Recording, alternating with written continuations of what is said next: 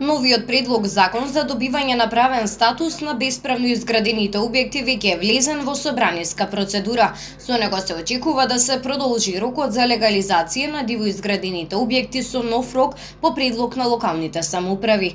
Последните податоци, заклучно со вчерашниот ден 24.2, покажуваат дека имаме легализирани и запишани во Агенцијата за катастар на недвижности вкупно 265.264 објекти.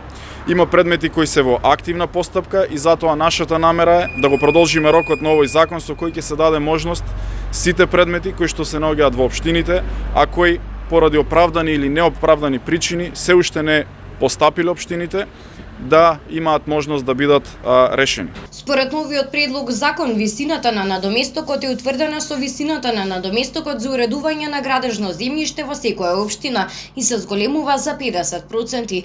Од плаќање на надоместок со предлогот ослободени се примателите на социјална помош, државните органи и единици на локалната самоуправа, јавни субјекти како и верските објекти.